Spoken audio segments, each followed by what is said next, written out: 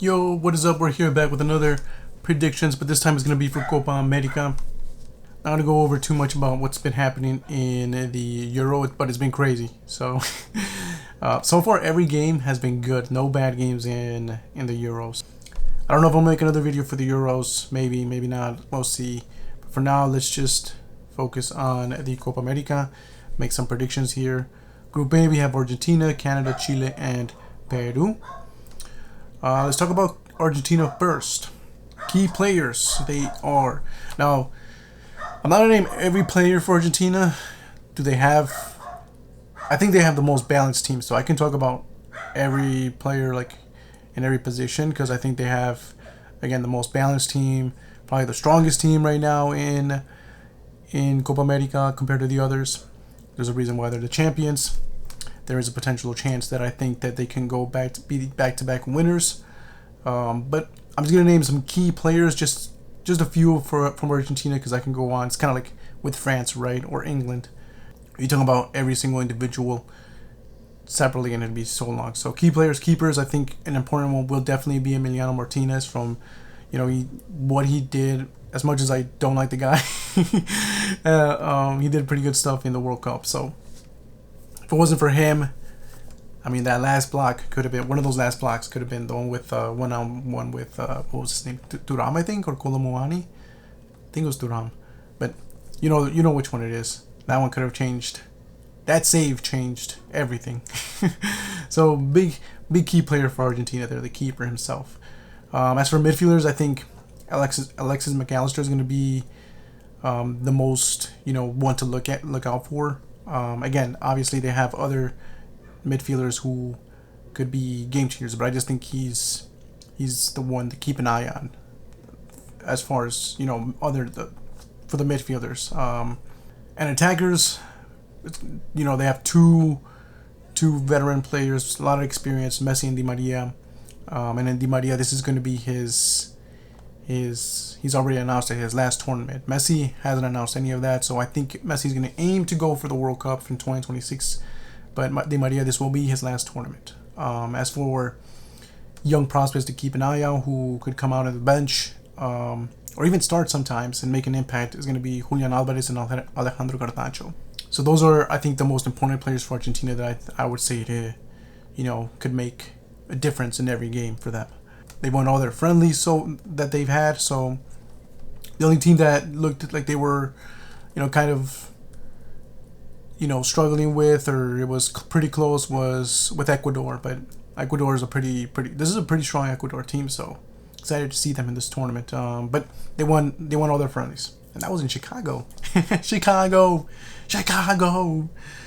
And they are also first in the World Cup qualifiers. So definitely in form, looking strong. And they got the good side. The good side of the table, pretty much. As for all the difficult teams are on the other side, C and D. So they're going to make it all the way. I'm pretty sure they're going to make it all the way. Definitely. Argentina in the finals. World Cup champions. And then I did say this is going to be Di Maria's last tournament. And then maybe, the only thing is, maybe they're not as motivated as they were when they won it last time. But I don't think that's going to make a difference. Last time, obviously, with Messi, they wanted to win it. They were definitely a lot more motivated. Messi wanted to win something finally for his country. So that was both for... I'm pretty sure they were trying a lot more harder in the World Cup and in Copa America. So maybe not this time, but I still don't think... I'm not saying they're not as motivated. I think they're still motivated enough to want to win it back-to-back, right? Why? Who doesn't want to win trophies, right? So I don't think that's going to make a big difference, but it's just like saying maybe other teams are just more motivated. That's all I'm trying to say. Let's go with Canada. Canada, known as one of like the top 4 teams in CONCACAF, along with Mexico, USA, and I would say like Costa Rica. Obviously right now that's probably changing, but yeah, Canada is one of those top 4 teams in CONCACAF. Key players, obviously Alphonso Davies on the left back. Sometimes he moves up, scores some goals. Has he? Yeah, he has scored goals. So very important player for them. Is their best player. Other players to look out for is, the defensive side, Tejon Buchanan from Inter and Alistair Johnston from Celtic. As for midfielders, Stephen Estaquio and Ismael Kone. And then the only attacker is going to be, Jonathan David. Not that anybody else would doesn't look good, but he's probably their favorite one to make an impact. That's all I'm trying to say with key players. I'm not saying anybody else is bad, okay? Their form, they've had 2 friendlies to prepare with, and they didn't win any of them. But I feel like they did test themselves because they went against 2 strong teams. So they did lose 4-0 to Netherlands, and the Netherlands, like I said in the Euro predictions, that they're kind of like a disorganized team. So it's not like, I wouldn't say it's a top Netherlands team. They do have quality players, don't get me wrong, and they did look strong in the Euros in the first game, so they did prove me wrong there. They had a great game. So, and then they also tied with France 0-0. So I think that's an important one right there, being able to keep up with France, because even though France, it is a friendly and maybe they're not trying, but still, France is a team that they can throw out their bench out there, and they've got quality players. So to tie with them, it's pretty good. So they were able to test themselves. And then one interesting thing about Canada, the only thing that's going to be kind of like what can happen is that they have a new manager. So did he have time to kind of have a feel of his players? Not really. 2 games, but he got a draw with France, so not too bad. We'll just see how he does. It's going to be an interesting one for Canada. As for Chile, usually a strong team. They were back-to-back winners back in 2015 and 2016. They did win Copa America twice, and then they beat Argentina in both those finals. The only thing is, this is only going for 90 minutes when they play Argentina in the group stage. They beat Argentina in penalties, so they never beat them in regular time.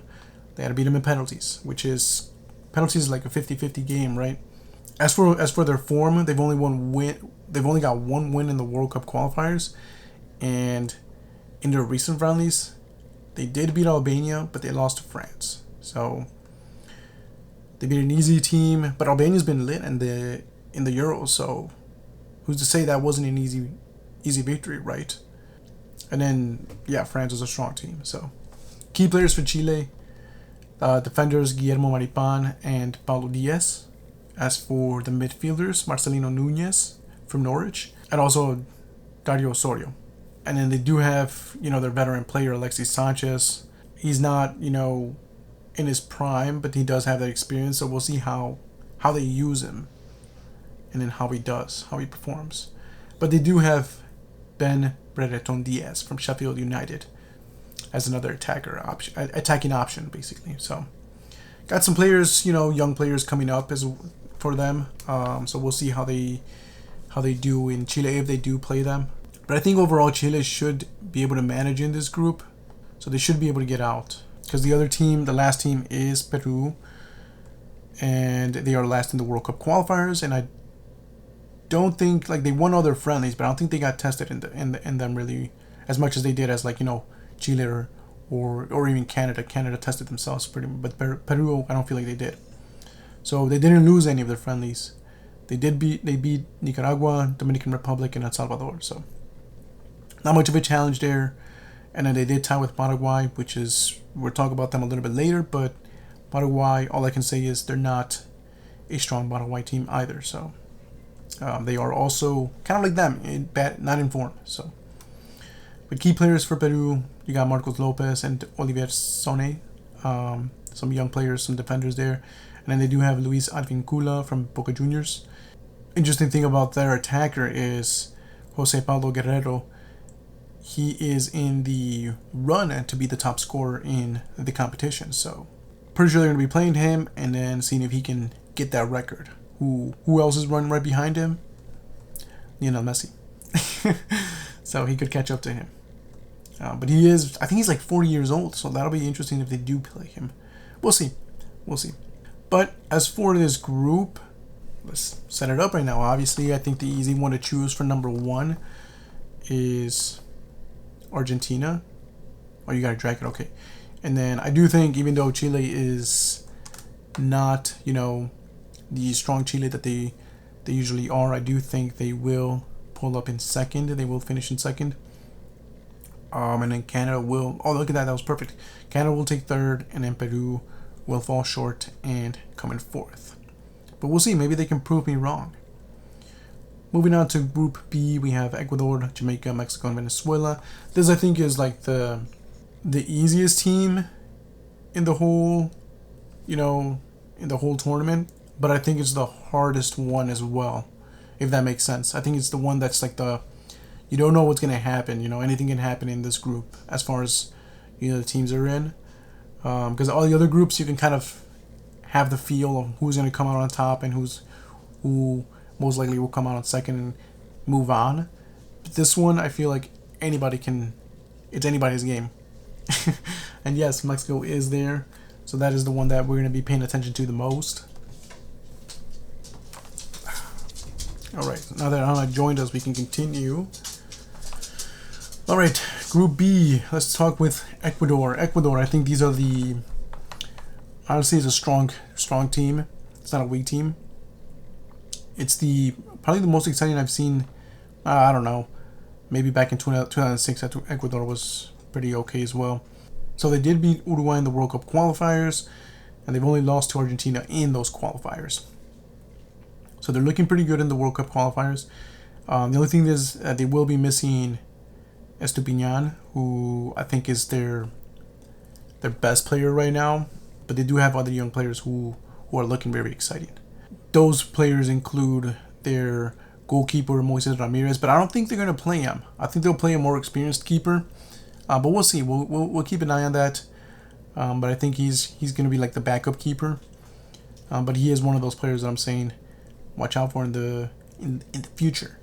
But for sure, Pedro I can't say his name, Hincapie from Leverkusen is going to be their most key defender there.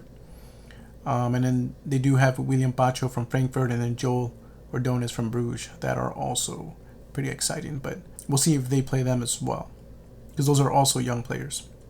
From the midfield side, Moises Caicedo, obviously from Chelsea. I think he'd be like their second best player at the moment, not counting Estupiñán.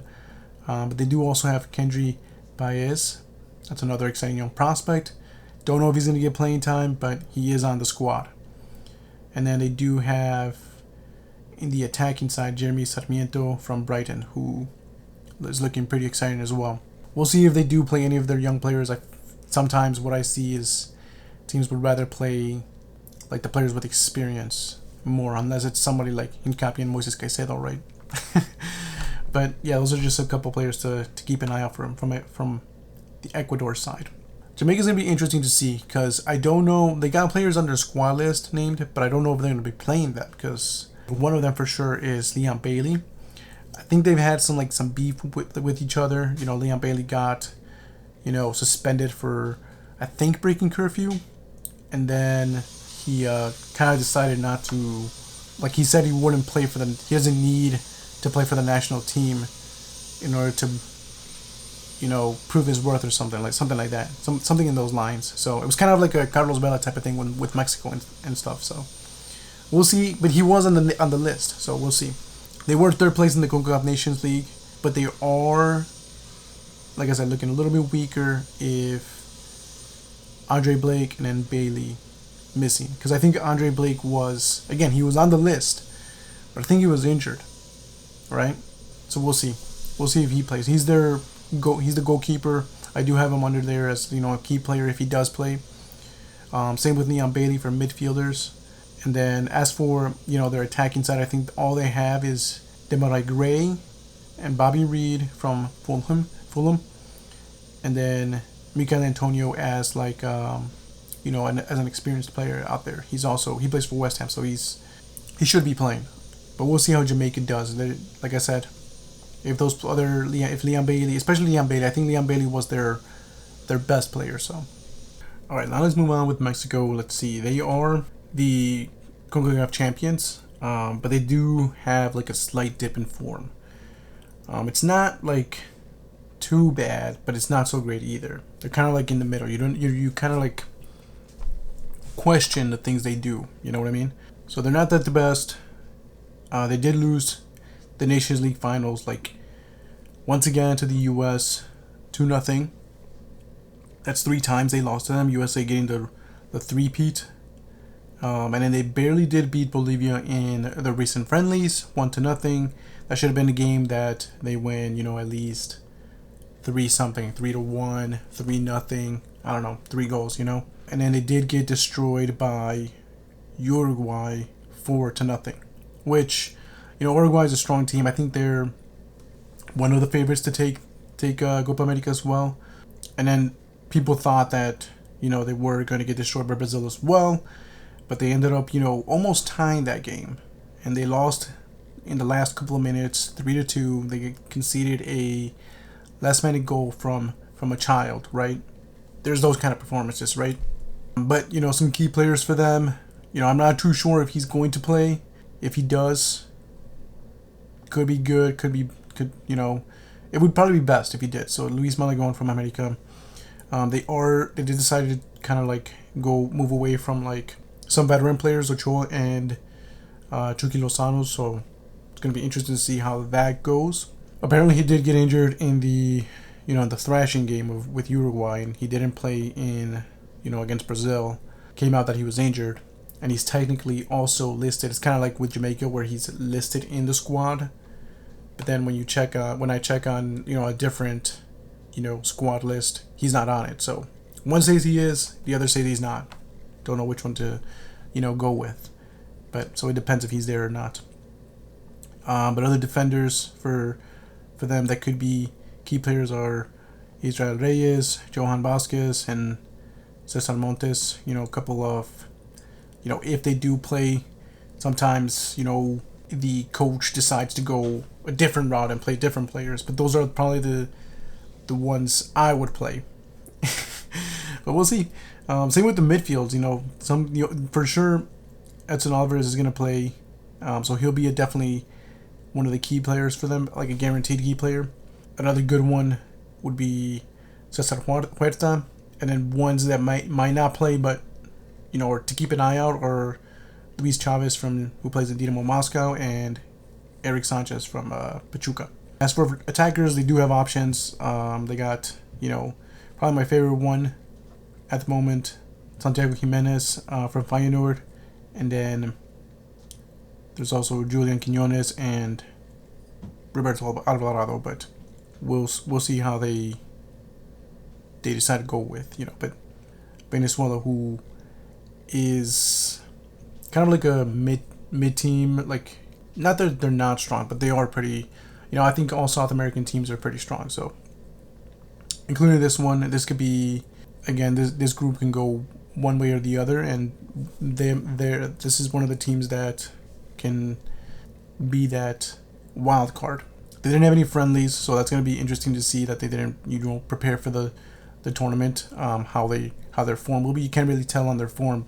That's all there is to say it. But their most recent games, they did lose 2 and they tied 1, and those were, I think they were qualifier games. But they are high on the table. So, but some key players for them. Got some defenders, John Aramburu from Real Sociedad. That's an exciting prospect. Again, with these teams, they usually, with like CONCACAF teams and the CONMEBOL teams, they kind of go with they like to go with experienced players over young prospects, unless those young prospects are kind of like already doing well in club level. So I don't know if he's going to play, but he is one of those defenders to keep an eye on if he does. As for midfielders, they have Yangel Herrera from Girona, who is their best player at the moment, and then Vicente Caceres Jr., who plays for Toulouse, and then also Darwin Machis from Cadiz. Those are the midfielders, and then on the attackers, they do have Jefferson Soteldo from Gremio, and then Matias Lacaba from Vizela, who is another one of those exciting prospects, but we'll see if he plays. We'll see if they play them. Like I said, this group is the wild card group. Anybody can get through.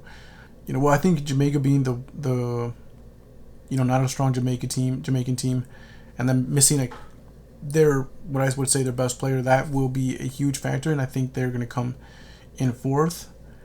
As for the rest, I think the best team at the moment in this group that I think has like the strongest young talent is Ecuador, mainly because they have a good player in the defensive side, and then they also have, in Hincampie, and then in midfielder as well, so in Caicedo. So even though they're missing I think their best player, they should be fine and they would go through. This is a strong Ecuador team who has also other young players who are pretty exciting if they use them. So I think they will be in first. It's going to be a close call between them and Mexico, but I think Mexico will take second and then Venezuela will take third. So that group is set. Wow, look at that. They're always set. You just move one team and then they're all set. But yeah, that's Group B. And then Group C, we have Bolivia, Panama, Uruguay, and the USA, America. I think this team, this group is going to be pretty, you have your two favorites, and then the others are just going to be there. But you never know. They can surprise. You never know. Let's talk about Bolivia first. These guys, I did say, I think most teams in CONMEBOL are strong teams. I don't think there's like a, when you talk about those teams, like a lot of people think, yeah, they only have like a little bit of nations, but they're strong teams, right? They are strong teams.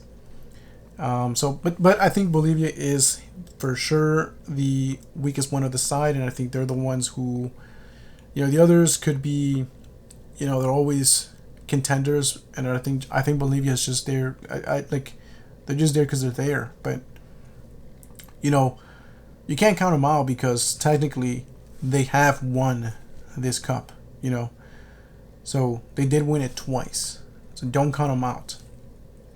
But most of the time they always do finish in the group stage, and then the most recent year where they did got out and they finished in the quarterfinals was in 2015. But before that, it was in '97 when they were hosts. Like I said, they did become champions in 1963 back in the days, again when they were hosts, and this was due, I think, to their altitude advantage. So because it's so high, they've also come out in the past where teams prefer not to play there, when they play them in friendlies, because it's so high and it's hard to breathe. So, and they're used to it, so that's probably a big factor. Did they win twice? I think they won twice, or maybe they made it far and they won once, but they've won it before. That's all that matters. That they've won it before. As for their form, they did have 5 recent friendlies, so they were preparing a lot, but they lost 4 of them. And then the only team they were able to beat was Andorra, 1-0. And it's kind of like in their level, a team in Europe that's in their level. So, but they won, so that's good. But they did get some experience from the other losses, but you never know. But I think their only key player is Jean Cuellar from who plays in Barcelona. So technically Barca Athletic, the young youth squad in Barcelona, but still. He will, I don't know if he's going to play again, young player. Maybe he won't get playing time, maybe he will, we'll see. But if he does play, I would say he's their most exciting player to keep an eye on. As for Panama, they are actually on the rise in CONCACAF. That's what I think. They've been doing pretty well. So, and then Costa Rica's kind of like the opposite. They went down, they kind of switched spots. So, when I say Costa Rica is one of those top 4 teams, Panama's, it's getting there, It's getting there. They're kind of like Jamaica, where they can be good sometimes, but then they kind of go out of form, so they can be a wild card. They recently played in World Cup qualifying games because they have to, they don't get like automatic passage like the other 4. So they have to qualify into the next round. And they won both games. First one, the 2 against Guyana, 1 against Guyana and 1 against Montserrat. So they do have one interesting defender, Michael Murillo from Marseille. And then they also have, their best player who plays in midfield, Adalberto Carrasquilla from Houston Dynamo. And then they do have 2 attackers who are interesting, Ismael Diaz and Jose Luis Rodriguez. So that is pretty much for Panama. And then we got the America, who is right now the best team in CONCACAF. They are Nations League champions, and then the only thing that's bad for them that I think is their management. Greg Berhalter. I think he's doing okay. He's doing all right, but he has had issues with them in the past. So with the players, and that's never a good sign. So if it's happened before, who's to say it won't happen again in a tournament as well? So in a major tournament. So as for their form, they got destroyed by Colombia 5-1, which was surprising. But not really though. Colombia's on fire, and they were able to tie Brazil 1-1. In that Nations League finals, they did beat Mexico 2-0. As for key players, I think some defenders for them, two of them are Carter Vickers from Celtic and Joe Scally from Mönchengladbach. Do they have other good defenders? Yeah, but those I think are the two that I think can make a difference. If I think they were playing, so they should be playing. They should be played. And I want to see Malik Tillman more. I think he is on the rise to being, maybe taking Christian Pulisic's spot. But maybe not. But he is one of the good players. I think he's one of the best players. So it'd be interesting. It would be cool to see him play. Another one is Yunus Musa from AC Milan, and then IFC Gio Reyna and Johnny. And they have good midfielders. I think they have a lot of good midfielders. There's Brendan Aronson, and then also, Weston McKennie. He's getting his form back, but I think I prefer the other guys over him. But that's just me. And then as for attackers, I think they got good attacking options as well. They got Christian Pulisic, obviously, and then they also have Paulo Gunn and Ricardo Pepi. So 3 key attackers to kind of keep an eye on. So that's the USA. They're looking good. They're looking strong. Are they good enough to take on Uruguay? I don't know. Probably not. These guys look strong. I think they are, one of the contenders to win the whole thing. So they are potential winners. The last time they did win it was in 2011. So I think, going back to that motivation, that Argentina had, right? I think these guys are going to be really motivated, much more than Argentina because they already won it last time. But you never know. Chile won it back-to-back as well. But that wasn't like years apart. That was 1 year apart. So it was all this tournament is weird sometimes. They just decide to do different things. I don't know. They did lose to Ivory Coast 2-1, and they did tie with Costa Rica 0-0, and then they destroyed Mexico 4-0. So there is that. So they do have some hiccups here and there, but I'm liking their squad. They got this like new. It's kind of like a new generation of players coming in for them. With because they're not taking Cavani and Luis Suarez, who are experienced veterans. They're kind of moving and trying out new players. Goalkeeper Franco Israel, if he does play, he plays for Sporting Club Lisbon. I don't think they will use him though. They didn't use him for the friendlies, so it's doubtful that they'll use him. He's probably going to be like a backup keeper. But they do have defenders like Ronald Araujo and Jose Jimenez. They do have that. They're kind of moving into their prime there. So I think their best player, Federico Valverde. And they also have Rodrigo Bentancur and Manuel Ugarte from PSG. So they do have midfielding options as well. And then for their attackers, I think their main one will be Darwin Nunez, who has had like a questionable performance in Liverpool, but he seems to do all right with. No, it's the same thing with Uruguay. Sometimes he performs and sometimes he doesn't. So he's a wild card, but he's there. But they do have also Facundo Pellistri, just in case, right? Who's younger? He's a young prospect, so he's definitely not. I don't think he's gonna be starting, but maybe he is. He started for the friendlies, but we'll see. He's exciting. So we want to do this. I think, Bolivia is going to have a hard time here, because I think they'll definitely have a hard time against Uruguay and the U.S. They should be able to handle them. And then I think Panama being on the rise, I think it's going to be a close game, but I think Panama just gets them just a tad bit. So they're going to come out in third. They're good. They're coming up, but they're just not, they did beat USA in the Gold Cup. They eliminated them, but the USA wasn't using their their A team. They were using like the B team that year. So I think the A team should be able to handle them, and they'll take second because I don't think they'll be good enough. They're good, but I think Uruguay would just be too strong for them. So Bolivia coming fourth, Panama coming third, USA coming second, and then Uruguay will be coming in first in their group. Finally, we got Group D. Also one that I'm going to be looking forward to. It could be anything can happen in this group as well. You have Brazil there, you have Colombia there, you have Costa Rica and Paraguay. So Costa Rica being, one of those top 4 teams in the CONCACAF. Paraguay not being a weak side in CONMEBOL, but they're kind of like Chile, who have kind of dipped in form, in the past couple of years. And then you got Colombia, who's really strong. I think them and Brazil are also contenders for this tournament, just because of that motivation, that they want to win it. Brazil being so close last time and they didn't get it, they were just one step behind Argentina. I think this time they're gonna be trying, especially with Ronaldinho kind of going off on them. So yeah, I said that they are Brazil in 6th in the World Cup qualifiers, so it's not looking good to them. Their form has been questionable recently. They only got 2 wins there, and then Ronaldinho did rant on them and said that it is the worst Brazilian team in history, after the draw with the USA. So there is that. Maybe they can, that could fuel them in fuel their fire inside and be like, yo, let me show you what we're made of, hopefully. And they are going to be missing some players, so that's going to be interesting to see how they move on without them. But they do have individual talent, just like Argentina. They just don't play. I feel like they don't play together. And that's the problem. They're playing as individuals, but gotta remember, there's 11 players in football.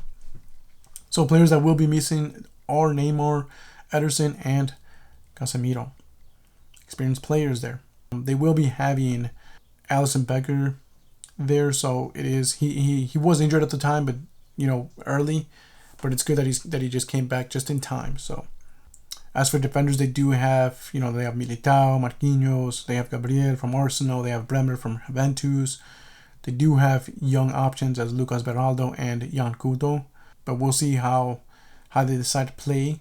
I mean, they got exposed by the USA, so they've got to, get their focus on there.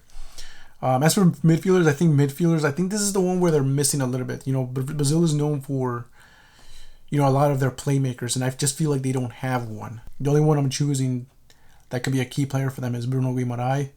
I mean, they're not bad, but I don't know. They're just missing that playmaker.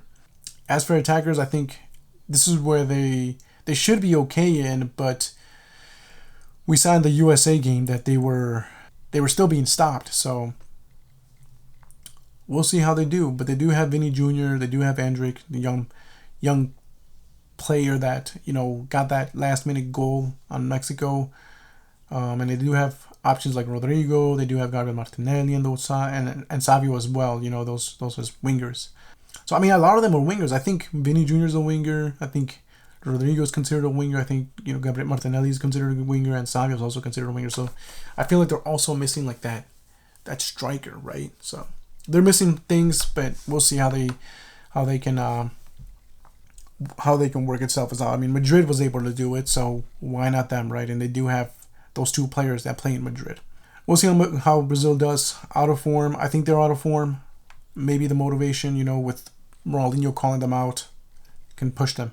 Colombia, I think, I'm not gonna lie, I feel like this is just the strongest team in this group at the moment.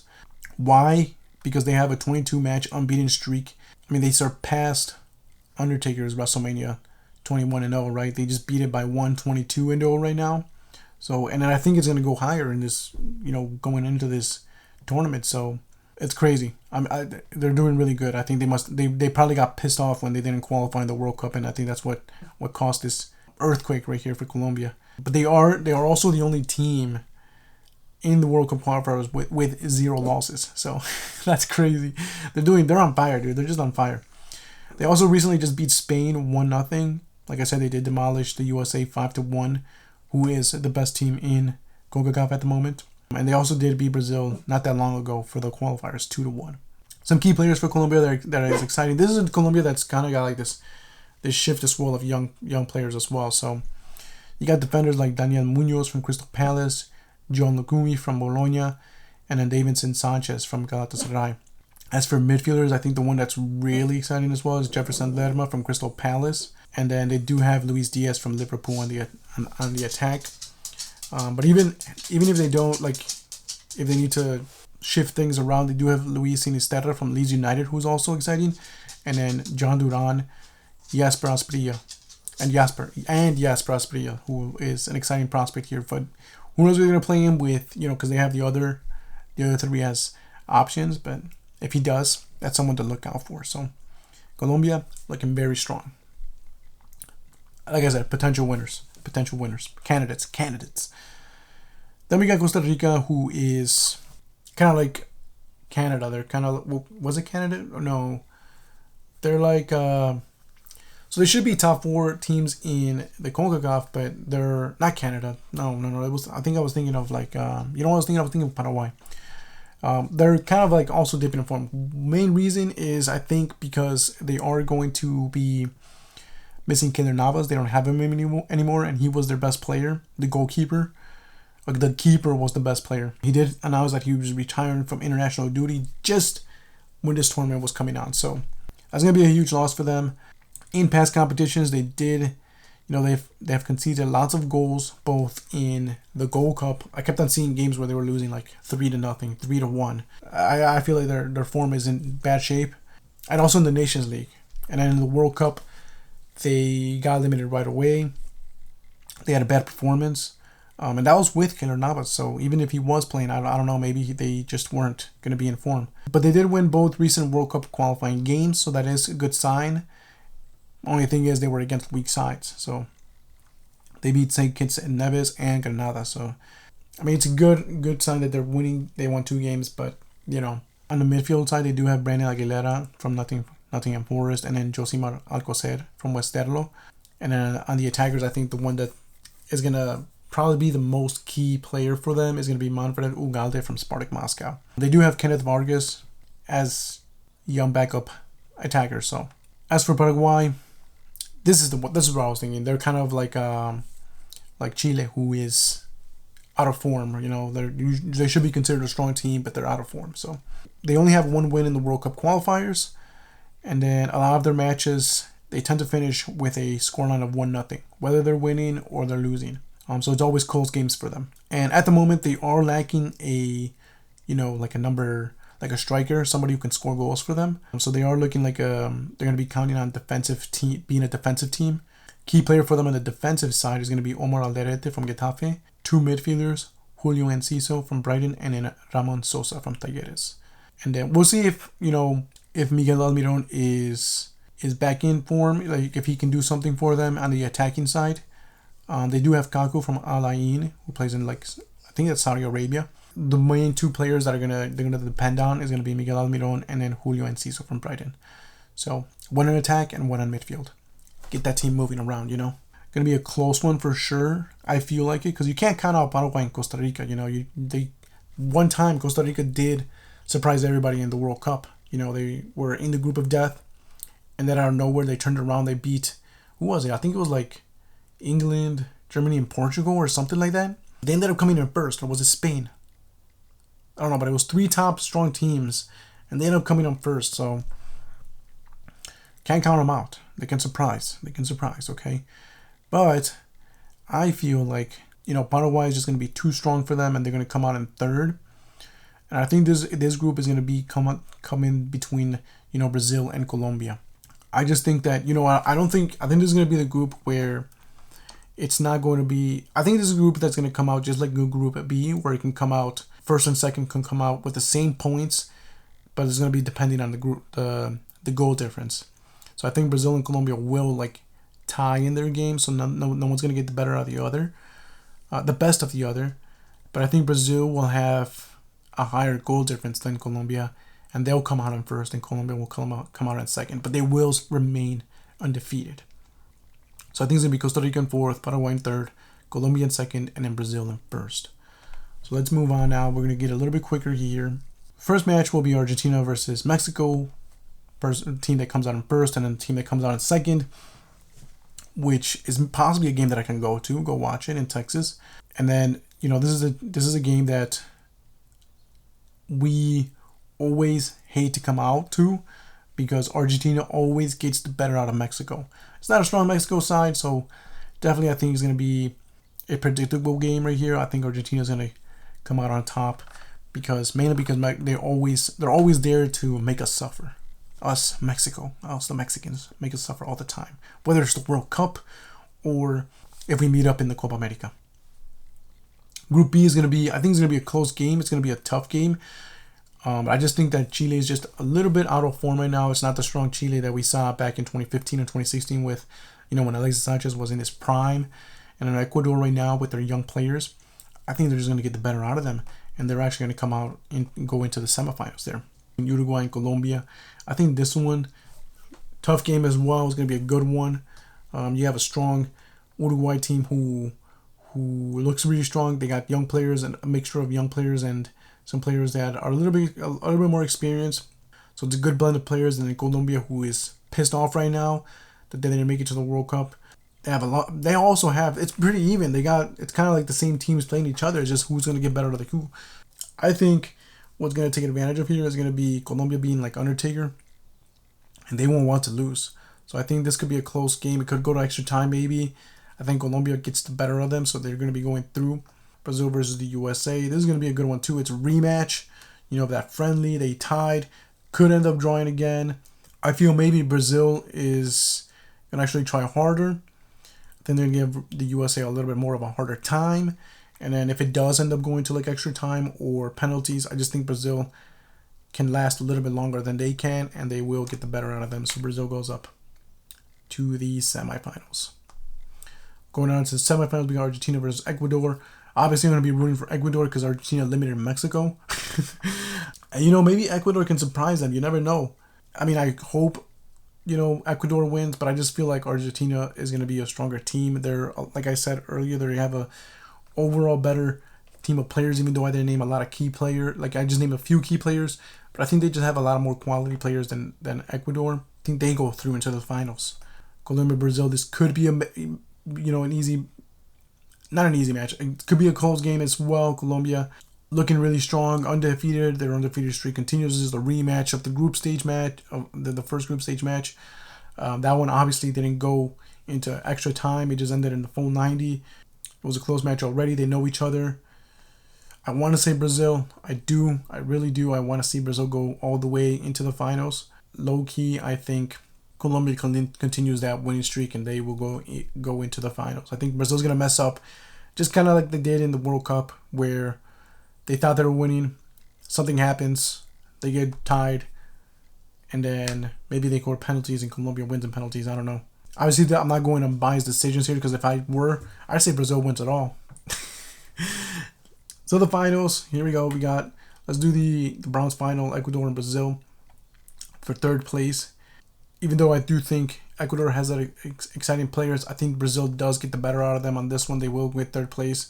So they get bronze medal here. As for Argentina and Colombia being the final, again, if it was me, I would say Colombia wins. I would want them to win this, especially because they have that undefeated streak. It'd be cool to see them win it.